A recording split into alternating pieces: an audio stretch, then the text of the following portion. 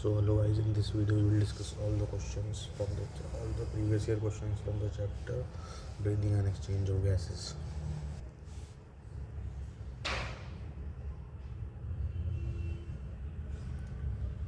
The very first question is, during swallowing glottis can be covered by a thin elastic cartilaginous flap. ये क्या कहा जाता है? Epiglottis कहा जाता है, जो प्रिवेंट करता है एंट्री को किसकी, फूड को किसमें, लैरिंक्स में। ठीक है, अगला जो क्वेश्चन है 2013 में आया था, each bronchioles are supported by incomplete cartilaginous rings. अभी किसकी बनी होती है? बनी होती है हाइलिन कार्टिलेज। किसकी बनी होती है? ये बनी होती है हाइलिन कार्टिलेज की, है ना। Terminal bronchial give rise to number of very thin irregularly walled vascularized bag like structure. Bag like structure जो कहा जाता है एल्वियोलाई कहा जाता है। इसके बाद जो क्वेश्चन आता है, ये डायग्राम अपने आप में क्वेश्चन आया था पूरा 2013 में। उसके बाद क्वेश्चन आया था कि दो पार्ट होते हैं, ठीक है, एक होता है कंडक्टिंग पार्ट एंड दूसरा होता है रेस्पिरेटरी पार्ट। तो what is the difference between the both? The part starting from the external nostril बाहर से लेकर टर्मिनल ब्रोंक्यूल्स तक कंडक्टिंग पार्ट बनाता है, where is alveoli and ducts. Respiratory या फिर एक्सचेंज पार्ट दोनों कहते हैं उसको, रेस्पिरेटरी पार्ट या फिर एक्सचेंज पार्ट बनाता है।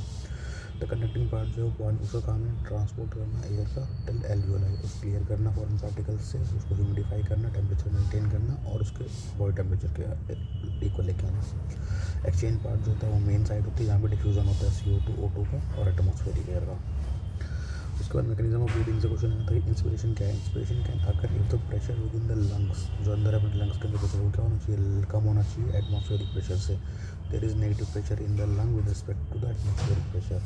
इंस्पिरेशन इनिशिएट कब होगा? By the contraction of diaphragm. Diaphragm क्या होगा? डायफ्राम ऐसे से ऐसे हो जाएगा, कॉन्ट्रैक्ट हो जाएगा डायफ्राम, ठीक है। एंड इंक्रीज द वॉल्यूम, जिसके वजह वॉल्यूम जो होता है पहले कितना इतना था और अब वो वॉल्यूम इतना हो जाएगा, तो नेट वॉल्यूम जो है वो बढ़ जाएगा एंटीरियर पोस्टीरियर एक्सिस में और बाकी एक्सिस में।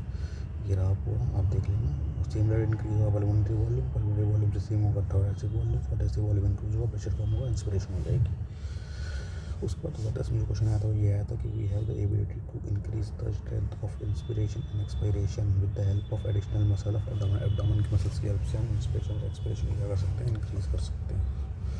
उसके बाद जो क्वेश्चन आया 2013 में वो आया था वॉल्यूम से क्वेश्चन हर साल आते हैं। वॉल्यूम से क्वेश्चन बहुत ज़्यादा इंपॉर्टेंट है। देख लो, tidal volume, next is inspiratory reserve volume, next is expiratory reserve volume, ठीक है, कितनी, ठीक है। उसके बाद आता है रेजिडुअल वॉल्यूम, जो है इंस्पिरेटरी कैपेसिटी, फिर एक्सपिरेटरी कैपेसिटी, फिर functional residual volume, total lung capacity. उसके बाद एक्सचेंज ऑफ गैस। हाँ, एक्सचेंज ऑफ गैस इंपॉर्टेंट है। एल्वियोलाई या द प्राइमरी साइड जहाँ पे एक्सचेंज होता है गैस का, दूसरा प्राइस में होता है ऑक्सीजन और CO2 और गैस ही एक्सचेंज होती है, ठीक है, दोनों। और ये पार्शियल प्रेशर की टेबल बहुत इंपॉर्टेंट है। ये टेबल आ चुकी है 2021 में और 16 में।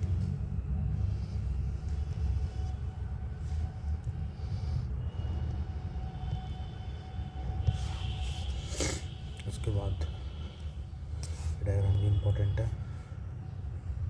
जा चुका है।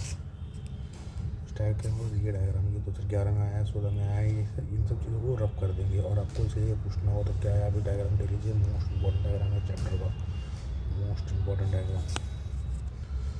इसके बाद ट्रांसपोर्ट ऑफ गैसेज में देखो, सबसे पहले O2 का ट्रांसपोर्ट, फिर CO2 का ट्रांसपोर्ट, दोनों ही देखना है, ठीक है। ऑक्सीजन हीमोग्लोबिन कब पाया जाता है? जब हीमोग्लोबिन के साथ ऑक्सीजन बाइंड हो जाता है।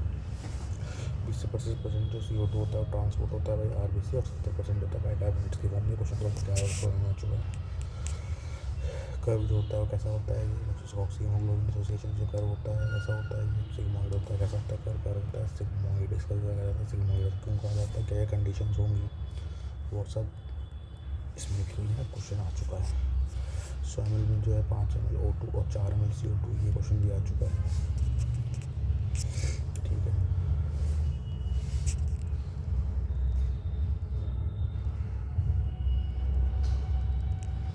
सर्कुलेशन में स्पेशलाइज सेंटर का होता है, कहाँ पर होता है? मेडुलर रीजन में होता है, ब्रेन के रेस्पिरेटरी रिदम सेंटर कहते हैं, प्राइमरी रिस्पॉन्सिबल है।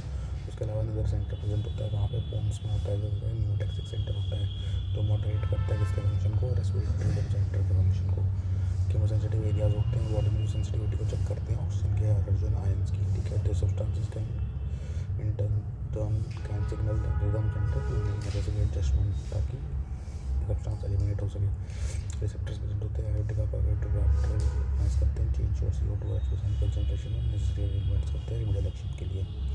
डिसऑर्डर में 3 बीमारियाँ अस्थमा क्या है, difficulty in breathing causing wheezing due to wheezing sounds आती है, ब्रोंकियल और ब्रोंकियल इंफ्लेमेशन। एम्फाइसिमा है पोनियल डिसऑर्डर है, बहुत लंबे समय से उसके बाद होती है, एल्वुलर वॉल्व जो होती है वो डैमेज हो जाती है, ठीक है, और डिक्रीज हो जाता है। सर्वोसिटिया क्या है, main cause cigarette smoking question हो चुका है।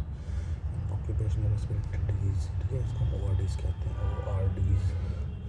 टीम्स इंडस्ट्रीज में होते हैं, स्पेशली जहाँ पे ग्राइंडिंग और स्टोन वर्क होता है, माइन्यूट पार्टिकल्स है ना, माइक्रो पार्टिकल्स और